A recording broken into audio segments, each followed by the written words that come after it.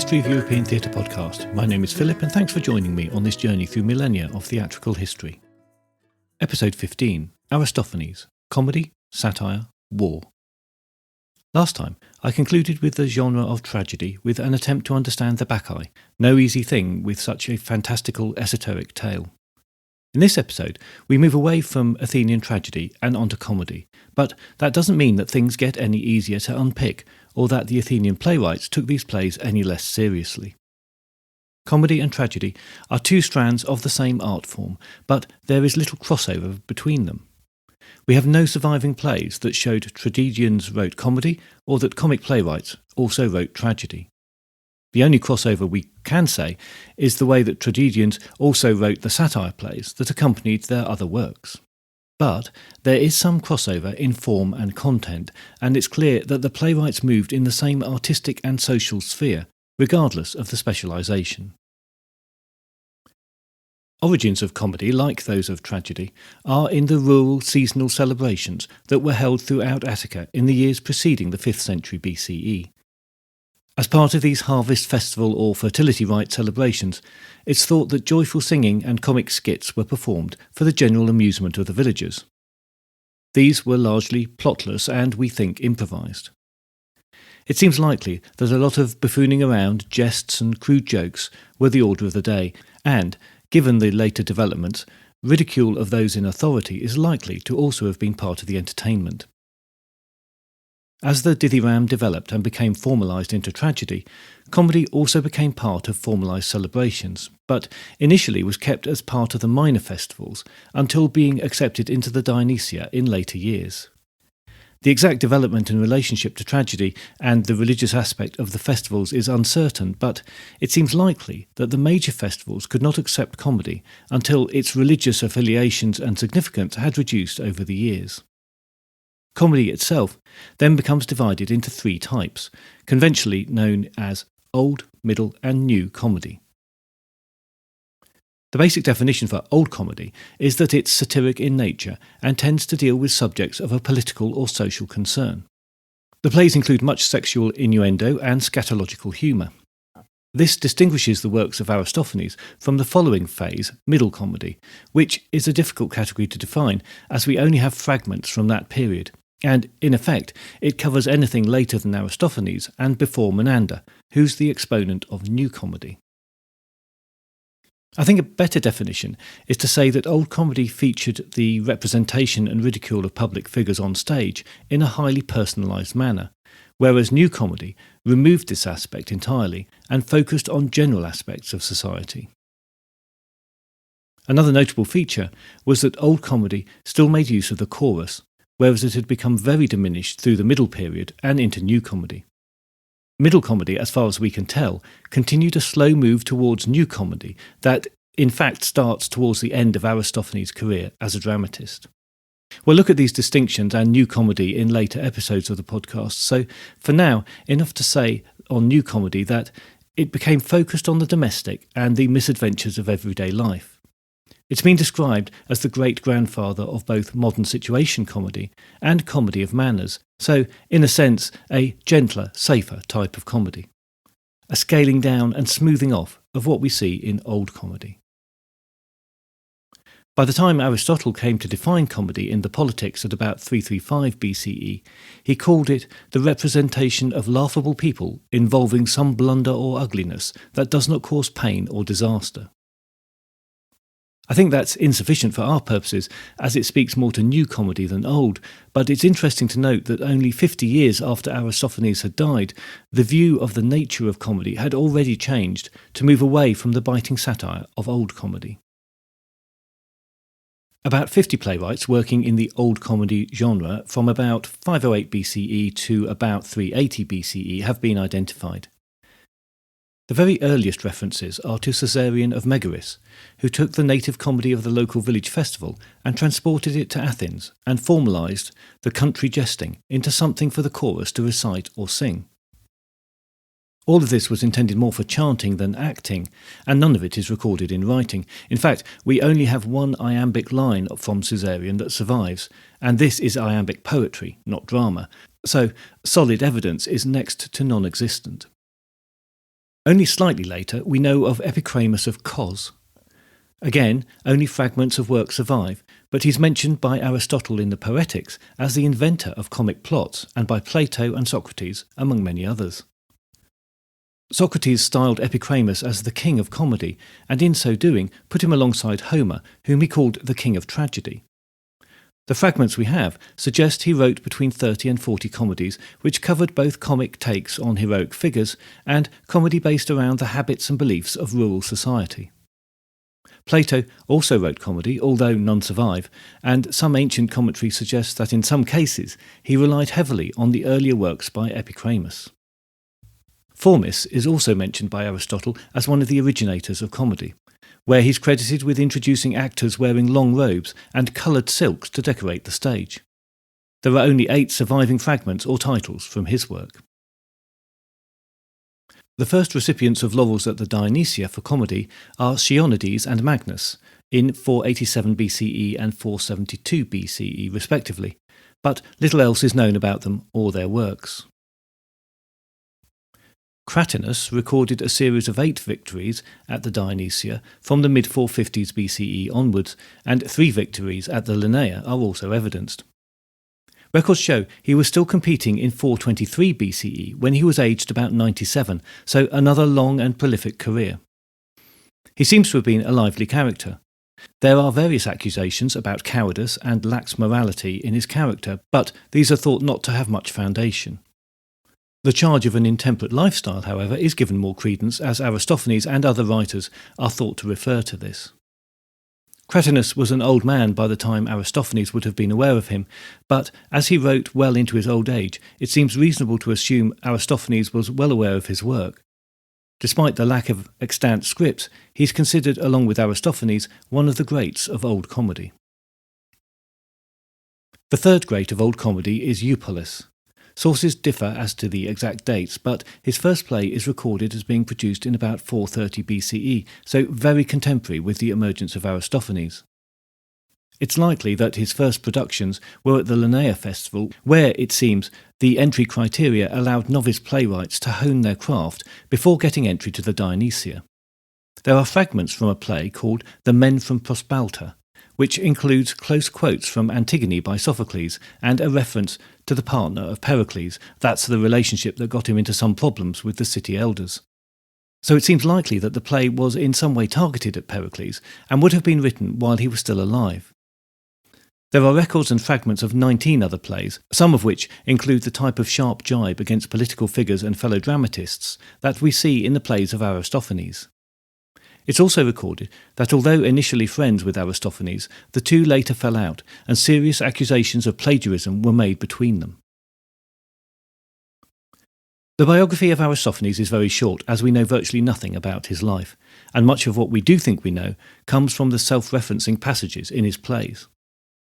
We can say that he was born about 446 BCE and died about 386 BCE. We don't know anything of his parentage except that his father was called Philippus, and his family resided in the deme at the heart of Athens, which included the site of the Acropolis. The deme was an area of city governance, like a local council. There were 5 demes that made up the city of Athens within the city walls, and about 140 demes in total to make up the city, its suburbs, and the satellite towns. Each one functioned like a polis in miniature. Each deme had a governing magistrate, the Demachos, and held powers to collect and spend taxes and generally organise the running of the deme. There were also civic, military and religious posts held as part of the deme structure. These civic divisions were established in 508 BCE under city reforms that replaced the old rules of citizenship, which depended on membership of established family clans. The new deme system defined citizenship by enrolment in the citizen lists that were maintained for each deme.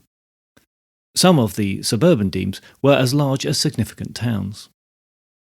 11 of the 40 known plays that Aristophanes is credited with survive in complete or almost complete form. These are the only complete examples we have of the old comedy genre. It seems that he started writing and wanting to produce plays at a very young age, but he was too young to be allowed to produce at the festival, so an arrangement was made for the play to be directed and produced by a friend or colleague called Callistratus. Similar arrangements were also made for his next two plays, with either Callistratus or another dramatist called Philonides directing. It was an arrangement that was also repeated with some of the later plays.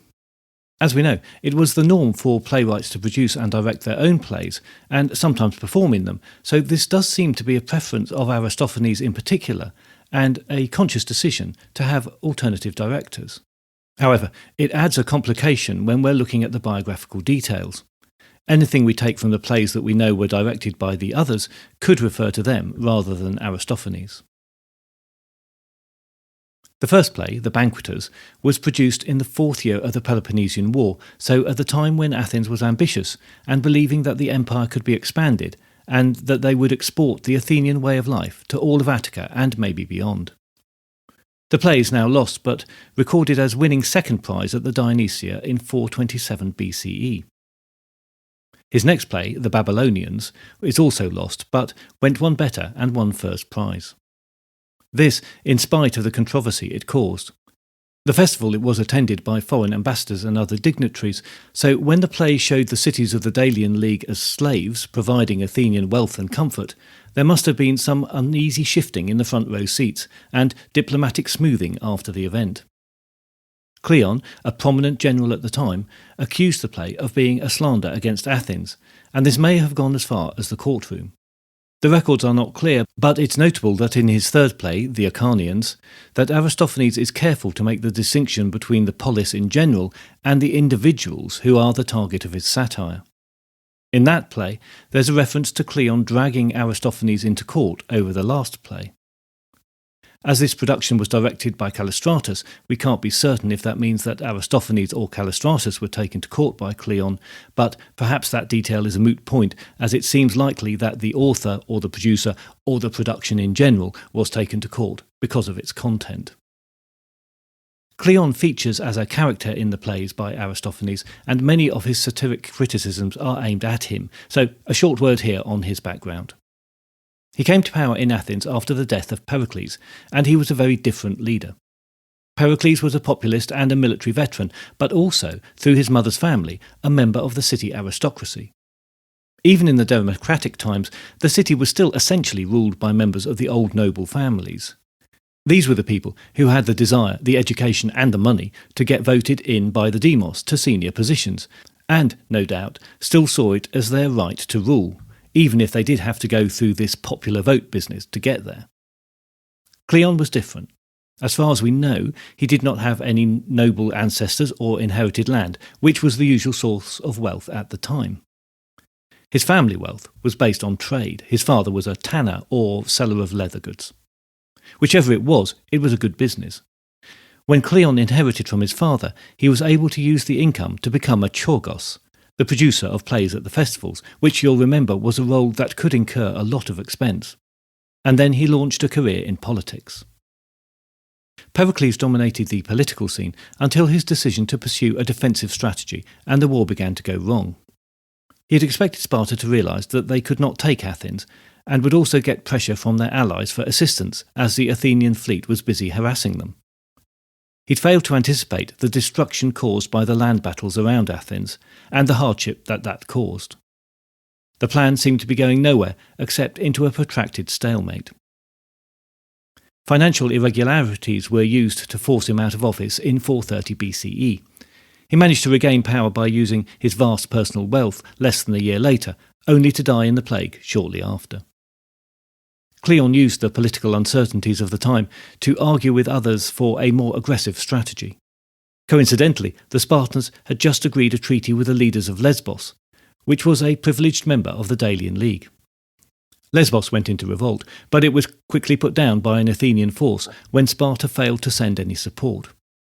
The assembly at Athens, at Cleon's suggestion, decided that severe punishment was needed, and the assembly adopted the resolution to kill all the men on Lesbos and sell the women and children into slavery. But before the decision could be carried out, the Athenians started to regret their decision. Cleon argued for the decree to be carried out, but lost by a narrow margin, and in the end only the leaders of the revolt were executed. This was still about 1,000 men, so not that lenient. These events marked the end of moderation in Athens, and the new politics promoted by Cleon and the generals focused on economising resources while getting as much as they could out of their allies. The tribute paid was trebled over the next few years, which enabled Cleon to improve the city defences and, among other things, increase the payment to jurors in the law courts, who then became sympathetic towards him. He was also able to finance the establishment of a fort in Pylos that could be used to control some reluctant subjects of Sparta in the area and damage the Spartan economy. The Spartans had no choice but to attack, and the resulting Athenian victory forced them into a peace treaty. But Cleon persuaded the assembly that such a treaty was unreliable, and now was the time to push on with the fight. Cleon was now at the height of his powers, and Aristophanes at his most critical in The Knights, a stance which caused him some issues, as railing against a successful war leader was not a popular position. The Spartan response, when it came, was to disrupt the northern, less well-defended Athenian colonies, and the war ground on. It was the loss of these colonies that made Cleon sack Thucydides, who then had time to go off and write his detailed history of the war. By 423 BCE, everyone was weary of the war, except, it seems, Cleon, who only reluctantly agreed to a truce. That truce only lasted for a year, and in 422 BCE, Cleon was elected as strategos, a general, combining a military role with his political role for the first time. He led a force to recover Amphipolis, a colony in the northeast, and had military and diplomatic success in various towns and cities as he made his way there. While preparing to besiege the city, the Spartan forces, much smaller than the Athenian numbers, attacked, and both Cleon and the leading Spartan general were killed in the battle. Some, including Thucydides, saw this as the death of the two men who were standing in the way of peace. With a bit more historical distance, we can perhaps see that a further peace under Cleon would probably have been possible, and may have been a better peace than the one that was negotiated in 421 BCE, which only lasted for 3 years, but, as things worked out, it was the beginning of the end of the Athenian Golden Age. So, although the criticism of Cleon through the satire carried on throughout Aristophanes' career, it does not seem to have had any significant effect. Cleon's rise was spectacular, and even from a position of high power, he was not able, or did not see the need, to put a stop to the satire. For those like Aristophanes, who were against prolonging the war, he was seen as relentless in his pursuit of it at any cost. Following the Banqueters, and a couple of other very early plays, 3 victories at the Linnea are recorded, and The Frogs has the unique distinction of being repeated at a later festival. His oldest son, Araros, was a comic poet and probably involved in the production of his father's plays, particularly 2 that were produced posthumously. 2 other sons were possibly also playwrights and were victorious at later Linnea festivals. In Plato's Symposium, there's a record of a dinner party conversation between Aristophanes and the philosopher Socrates. This was an event supposedly attended by Plato when he was a boy, and although that timeline is correct, it's not clear if this is something he actually witnessed or is put together from other reports or is entirely from his imagination. This is how it goes. Some years earlier, Aristophanes had ridiculed Socrates in his play The Clouds, and during dinner another guest quotes from the play to see if he can get a rise out of either of these 2 great men. Plato portrays both as calm and jovial about the whole business, suggesting that they were on friendly terms despite the impact of the play, able, as it were, to maintain a professional difference.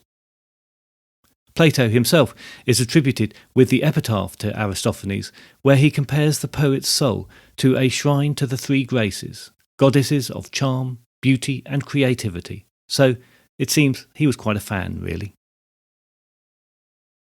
There's little else we can glean about his character and life.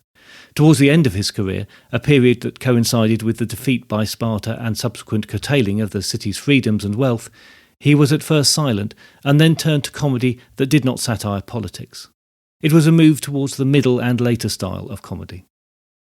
2 of his plays were produced posthumously by his sons, but unusually there's no legend about the manner of his death, which happened when he was in his 60s, relatively young by the standards of the playwrights that we've known so far. As mentioned, 11 plays survive in complete or near complete form, and looking at these chronologically, we start with his third play. The Ionians was presented in 425 BCE, winning the first prize at the Linnea.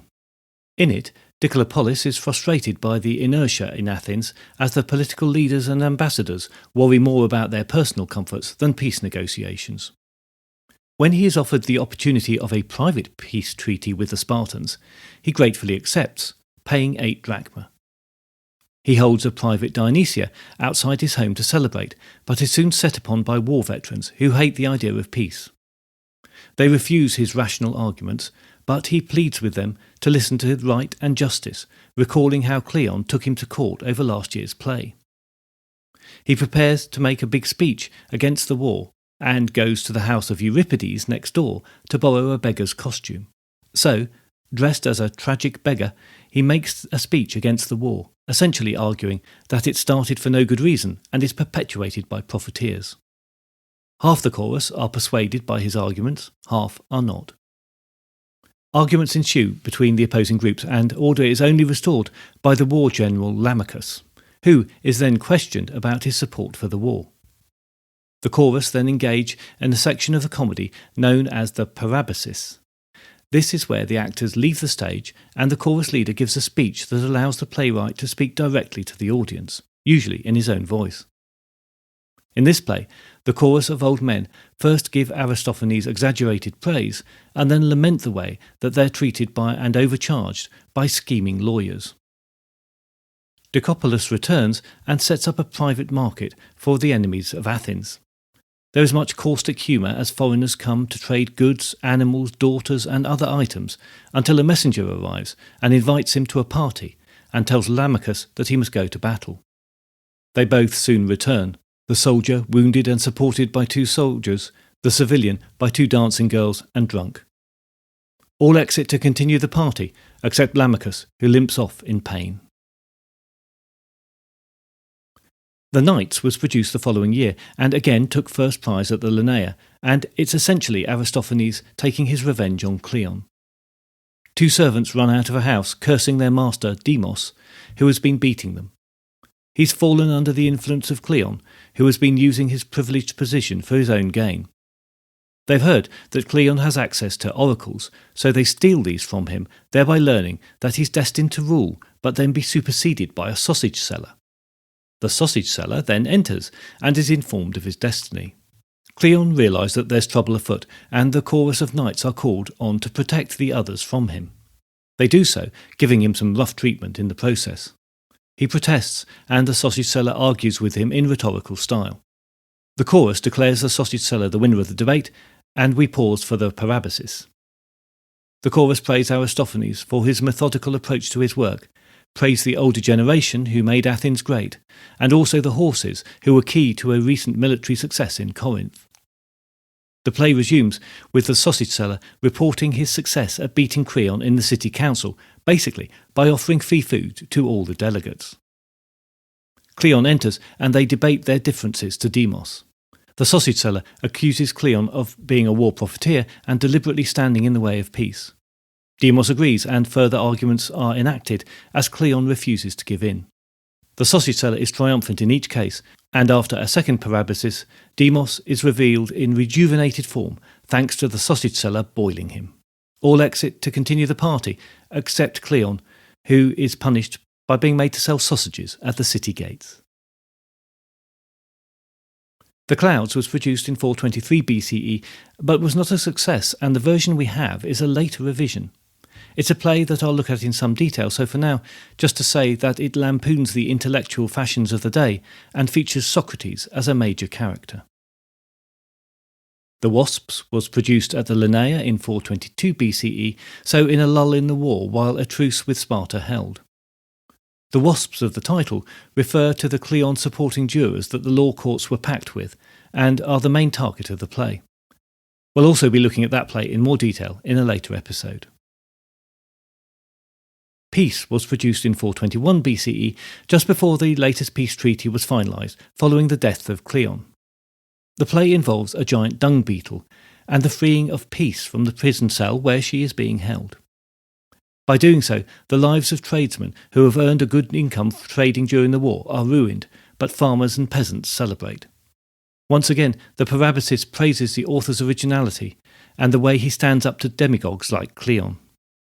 The play then celebrates the anticipation of a peaceful rural life, while remembering the difficulties that war placed on the ordinary citizen. It ends with the companion of peace, Harvest, being married to the main protagonist, and everyone enjoying a wedding party. Like Peace, the birds came second in competition. Produced in 411 BCE, it's not focused on criticism of the war and only includes more oblique references to Athenian politics and military actions. That's a little surprising, as it was staged at the time of the expedition to Sicily that effectively restarted the war.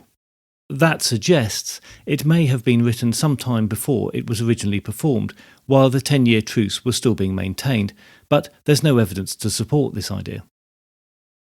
The play is the story of a citizen who believes that the birds are the original gods, and he persuades them to build a city in the sky. The gods become alarmed by this and throw down challenges. These are, of course, defeated, and the protagonist is given Zeus's sceptre and his girlfriend sovereignty. It ends with everyone leaving for the wedding celebrations. Lysistrata was produced in 411 BCE, after the disastrous defeat in Sicily, but it's not the references to war and city politics that are most notable. In his previous work, Aristophanes had always used jokes about sex and gender relations as a significant source of humour and satire, but here, gender relations and the inequality of sexual relationships are the main theme. It's a topsy-turvy world, where women try to take control, and another play that we'll be looking at in more detail in a future episode. So that's quite enough of a teaser for now. The Women Celebrating the Thesmophoria was produced in the same year as Lysistrata at the Dionysia and is similar thematically. In the play, the women of the city are angry at Euripides for the way he portrays them as sexually rapacious murderers, and they plan a way to take revenge on him. Euripides appeals for an advocate and settles on his old father-in-law, who then has to dress as a woman to infiltrate the women's meeting at the Festival of Fertility, the Thesmophoria of the title. The women's meeting mirrors the behaviours of the assembly as they debate their grievances. The presence of the disguised man is discovered, and Euripides himself enters in various disguises to try and rescue him, becoming involved in parodies of his own plays. As none of these ploys work, Euripides appears as himself and agrees not to insult the women in any future plays, while they agree not to stand in his way of his father-in-law's freedom. The two men leave to celebrate that freedom. The Frogs won first prize at the Linnaea Festival in 405 BCE. Written a year after the death of Euripides, it features the playwright again, and Aeschylus too, as Dionysus travels with his servant to Hades to seek out Euripides in an attempt to restore the greatness of Athenian tragedy. The frogs of the title are the chorus who croak annoyingly at Dionysius as he rows across the lake towards Hades. After some distractions, including a feast hosted by virgin dancing girls, he finds Euripides and becomes the judge of a competition between Euripides and Aeschylus to find out who is the best tragic poet. Each of the poet's best lines are weighed, and the heavier lines, delivered by Aeschylus, win. Dionysus is still undecided and decrees that he will revive the poet who gives the best advice on the defence of Athens. Euripides offers only meaningless advice, but Aeschylus has much more practical ideas, so he is saved. His reviving and departure from Hades is celebrated, and as he leaves, he bequeaths his chair to Sophocles, not Euripides. The Assemblywomen was produced in 391 BCE and is another satire of politics and gender inequality. In the play, the women take control of the city council, something that would have been seen as outrageously impossible at the time, and commence to issue decrees banning private wealth and promoting sexual equality. For some, the play marks a significant transition from old comedy to middle comedy, as the humour is generalised rather than satiric, and structurally, the chorus only feature at the beginning and end and have no significant role. Also, there's no parabasis, and very limited use of the choral ode. Wealth, the final extant play, was first produced in 408 BCE and then again in 388 BCE in a revised version. When Yupoulis visits the oracle, he's told to persuade the first person he sees to come home with him. This is a blind beggar who turns out to be the god Plautus. Yupoulis helps to get Plautus's sight restored, but this means that wealth will only now go to those who deserve it. The goddess Penia, or poverty, argues that poverty is a necessity, and as wealth is gained by the deserving, there is much comedy and argument that suggests she's right. The changes brought about by this in society have angered the gods, as men are no longer offering sacrifice to them, and Hermes arrives to become the servant of Yupoulis in his household. Even in this brief summary, we can see a pattern emerging both in form and content. The humour is both visual and verbal. It's often crude, scatological and sexist. The satire is mostly obvious, or would have been to the contemporary audience, and pulls no punches. People must have arrived at the theatre with huge expectations about how daring Aristophanes was going to be with his latest offering. Some criticism of Cleon must have become expected, but the switch to the satire of gender politics might have caused a more shocked reaction.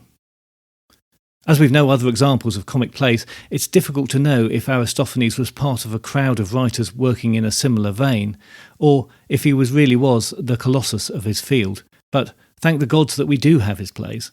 Otherwise, we would think of the ancient Greeks as a morose lot, obsessed with fate and revenge, and spending their time thinking about the cruelest ways to disfigure their enemies. Next time, we'll take a closer look at the clouds, and to do so, we also have to know something of the philosopher Socrates, who's a character in the play. He is a towering presence in Western philosophy, but a fairly brief summary will have to be sufficient. Hopefully, we can start to work out if these plays are still funny. I look forward to your company next time, but if you have any comments or concerns in the meantime, you can contact me by email at thoetp@gmail.com or via Twitter @thoetp.